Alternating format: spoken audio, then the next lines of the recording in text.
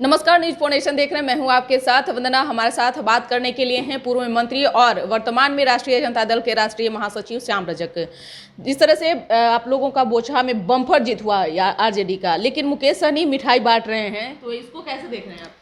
ये स्वाभाविक है, प्रकृति का कहा जाए स्वाभाविक होता है, क्योंकि जब लोगों के मन में रहता है कि देश में जो सबसे बड़ा कुठाराघात, सबसे बड़ी करने वाली है दिक्कत, इस देश को कत्लखाना में ले जाने वाली गरीबी, बेरोजगारी, महंगाई तो एक बड़ा इशू है ही।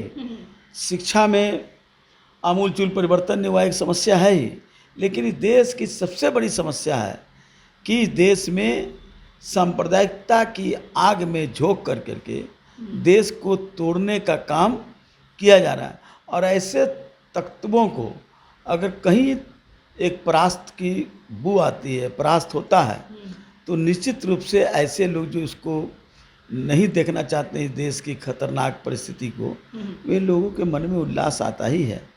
मानता हूँ कि कल तक वहाँ थे, लेकिन देर आए दुरुस्त आए, देर से ही उनकी नींद जगी और जगी है, और वो सांप्रदायिक तत्वों के खिलाफ उनके हार पर वो मिठाई बांट रहे हैं।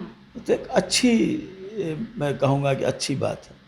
क्या लगता है कहीं ना कहीं आरजेडी के साथ खड़े दिख रहे हैं? सवाल आरजेडी के साथ सवाल नहीं है, मैंने कहता हूँ आरजेडी विचारों की पार्टी है। और हम इस देश में जो बाबा साहब भीमराव अम्बेडकर का संविधान है, हमारे हजारों लाखों लोगों ने कुर्बानी दे करके देश को एक कहा जाए कि समतामूलक समाज, सर्वधर्म समभाव, बहुजन हिताय बहुजन सुखाय वाली जो देश लाने का काम किया है, उस देश में ऐसे विचारों पर आज प्रहार हो रहे हैं। उस प्रहार से बचा करके हम पुनः उस तरह के देश को बनाने के लिए अपने पूर्वजों, अपने स्वतंत्रता सेनानियों के, बाबा साहब अम्बेडकर के रास्ते पर हम सुचारू रूप से चले, इसके लिए हम लड़ाई लड़ रहे हैं। हम कोई सत्ता और विपक्ष की लड़ाई नहीं लड़ रहे हैं, हम लड़ाई लड़ रहे हैं अपने विचारों की जीत के लिए। बिहार में 13 करोड़ जनता और देश में 130 करोड़ जनता को लाभ हो, उनको ज़्यादा से ज़्यादा उन्नति हो और देश फिर से स्वर्णाक्षरों में लिखा जाए, मैं उसके लिए ये परेशान हूँ। 23 तारीख को बीजेपी के द्वारा वीर कुंवर सिंह की जयंती बड़े ही लाव लश्कर के साथ मनाई जा रही है। अमित शाह गृह मंत्री आ रहे हैं, तो कैसे देख रहे हैं? 1927 में बाबा साहब भीमराव अम्बेडकर ने सामाजिक आंदोलन की शुरुआत की थी, चौदार तालाब का पानी पिलाने के लिए। हम चाहेंगे कि उसको भी बीजेपी के लोग जश्न मनाने का काम करें कि ब्राह्मणवादी व्यवस्था पर और उन जो मनुवादी व्यवस्थाओं पर प्रहार किया गया था, उसका जश्न अगर मना लेंगे तो मैं मानूंगा। वीर कुंवर सिंह ने लड़ाई लिया स्वतंत्रता आंदोलन में, उनकी एक भूमिका रही है। उल्लास मनाना सब लोगों का दायित्व है।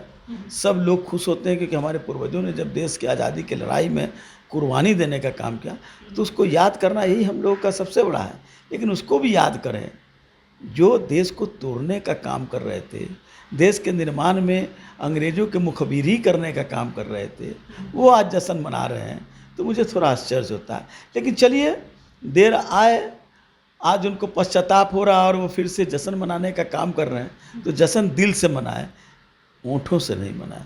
समझ कि कहीं ना कहीं लगता है कि बोचहा विधानसभा का जो उपचुनाव हुआ उसमें उनको मुंह के बल गिरनी पड़ी, तो कहीं लगता है कि जो फॉरवर्ड जो वोटर हैं उनको इकट्ठा करने में बीजेपी कहीं कहीं इशारा है। देखिए, राष्ट्रीय जनता दल ने कभी फॉरवर्ड बैकवर्ड की राजनीति नहीं की है।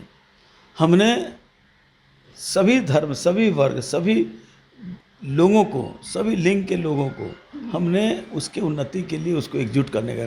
अलग है कि कुछ लोगों ने भरम फैला करके हमको कुछ समय तक बदनाम करने का काम किया है, लेकिन हमने शुरू से लेकर के आज तक सामाजिक न्याय की बात जब कहते थे, तो सामाजिक न्याय का मतलब सिर्फ दलित, मुस्लिम, जादव नहीं। सामाजिक न्याय का मतलब समाज में जो सबसे पीछे पैदान पर हो, चाहे दलित हो, सवर्ण हो, चाहे वो भूमियार हो, राजपूत हो, ब्राह्मण हो, कायस्थ हो, आदिवासी हो, पिछड़ा हो, अत्यंत पिछड़ा हो, दलित हो, महादलित हो, माइनॉरिटी के लोग हों, औरत हो, मर्द हो, सबके लिए सामाजिक न्याय हो, हम उसकी बात कहते थे। लेकिन उस लड़ाई को तेजस्वी जी ने और आगे बढ़ाया। बाबा साहब ने कहा था, याद करिए, आगरा में 1956 में, कि हमने अपने कई परेशानी के बावजूद, कई उपहास और अपमान के बावजूद हमने संविधान बनाया, और संविधान बना के आपको राजनैतिक और शैक्षणिक आज़ादी दिलाने का काम किया है। सामाजिक आज़ादी और आर्थिक आज़ादी, या सामाजिक कार्य और आर्थिक कार्य अभी भी पड़ाव पर पड़े, उसको मंजिल तक पहुंचाना है। और तेजस्वी यादव जी ने उसी को अपना जीवन का अंग बना के अपने मस्तिष्क में सामाजिक न्याय के आंदोलन को आर्थिक न्याय के साथ जोड़ करके A to Z की बात कही है। सरलीकरण में उनको समझाने का काम किया है। इससे लोगों की परेशानी हो रही है। भारतीय जनता पार्टी, NDA के लोग, बाबू नीतीश जी को, इन लोगों को परेशानी हो रही है।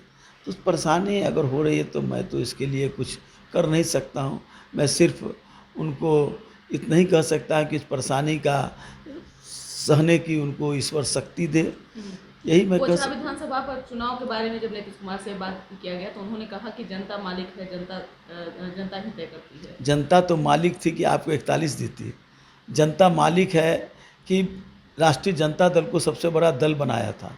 जनता मालिक है कि तेजस्वी यादव में एक विश्वास जताया था। जनता के मालिक के, जो जनता मालिक है, उस मालिक के गाल पर आपने कड़ा तमाचा दे करके 3 नंबर की पार्टी 1 नंबर पर साजिश के तहत शपथ ले लेती है। ये कौन जनता का आदेश था? तो अपने अनुसार परिभाषा गढ़ित करेंगे। तो ये तो मुबारक हो नीतीश बाबू को ही। ये तो सुशासन बाबू है ना। सुशासन बाबू का तो अपनी परिभाषा होती है, और परिभाषा अपना अलग निजात करते हैं। बिल्कुल। सामाजिक देश के 13 विपक्षी पार्टियां हैं, उन्होंने एक बयान जारी किया है जिसमें देश में अमन और शांति बनाए रखने की अपील की है। देखिए, इस देश के सभी दलों की जिम्मेदारी होती है, लेकिन जिस तरह से भारतीय जनता पार्टी और NDA जिस तरह से देश को तोड़ने की साजिश कर रही है, मैं बार बार कहता हूँ, ये देश, भारतवर्ष जो है वो मानचित्र पर नहीं है, लोगों के दिलों से जुड़ करके भारत बना है। और आज लोगों का दिल टूट रहा है, और जब दिल टूटेगा, दिल दरकेगा, तो भारत को दरकने से कोई बचा नहीं सकता है। तो आज 13 विपक्षी पार्टियों ने ये प्रण लिया है, हम उनका स्वागत करते हैं। और भी लोग जो हैं, भटके हुए लोग, उन सब को एक साथ आकर के ऐसे सवाल पर सड़क पर लड़ाई लड़ने की ज़रूरत है। अब सिर्फ व्हाट्सएप और फेसबुक के द्वारा नहीं, आपको सड़कों पर आकर के लड़ाई लड़ना होगा।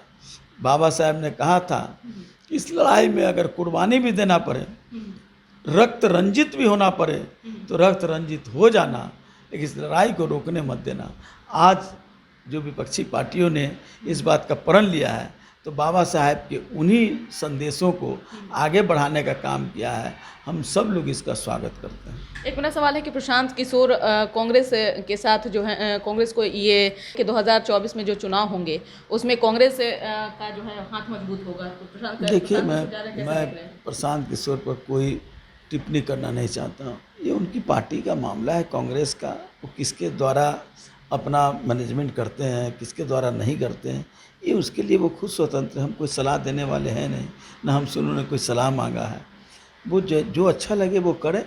लेकिन अब प्रशांत किशोर का नाम सुनते ही कई लोगों के जहन में आता है कि नीतीश कुमार को भी उन्होंने सत्ता में बैठाने का काम किया। सत्ता में कोई नहीं बैठाता है, सत्ता में बैठाती है जनता। जनता के द्वारा जब तक समर्थन नहीं मिले तब तक कोई सत्ता में नहीं बैठता है। नीतीश कुमार कोई मास्टर स्ट्रोक नहीं होता है, जनता सबसे बड़ा मास्टर। हम पूछना चाहते हैं, 77 में कौन मास्टर स्ट्रोक था? 89 में कौन मास्टर स्ट्रोक था जब BP सिंह की सरकार बनी थी? 77 में जब मोरारजी देसाई की सरकार बनी थी? 90 में के बाद 95 में, 90 में जब लालू यादव की सरकार बनी थी, कौन मास्टर स्ट्रोक था?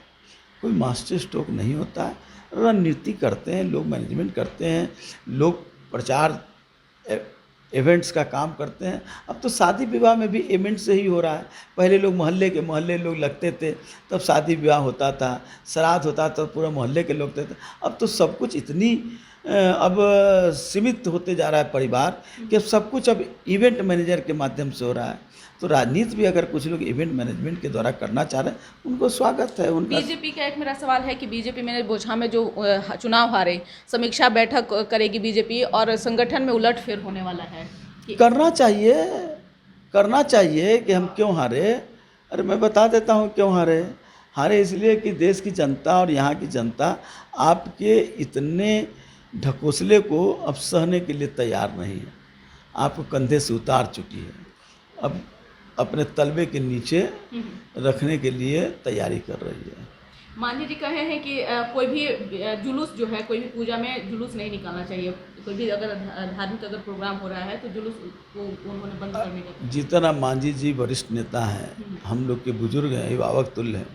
मैं उनके बातों पर कोई टिप्पणी नहीं करना चाहता हूँ, लेकिन इतना ही कहना चाहता हूँ एक छोटे कार्यकर्ता के से या उनके एक अनुज की हैसियत से कि जीतन बाबू, आप जो कहते हैं उस पर अडिग रहिए। आप बातें बहुत अच्छी अच्छी बोलते हैं, आपने जो बात कही है बहुत अच्छी बात कही है, लेकिन इस पर आप कितने घंटे अडिग रहते हैं ये सबसे बड़ा महत्वपूर्ण है। अगर आप कहते हैं कि नहीं धार्मिक जुलूस निकलना चाहिए, आपने कहा अभी चंपारण में कि मैं मुख्यमंत्री बना था सिर्फ इसलिए कि उनके आदेश का पालन करूं, तो आप सब चीज़ को जब महसूस कर रहे हैं तो क्यों उनके साथ आप गलबैयाँ बांध रहे हैं सिर्फ कुर्सी के लिए।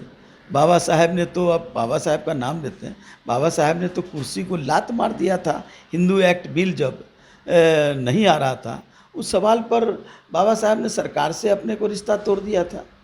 तो आप बाबा साहब का नाम लेते हैं, अब बाबा साहब के चरणों के धूल नहीं हैं, आप उनके बराबर भी नहीं हैं, लेकिन उनके विचारों पर अगर आप संकल्पित हैं तो आपको इसके लिए सड़क पर आना चाहिए।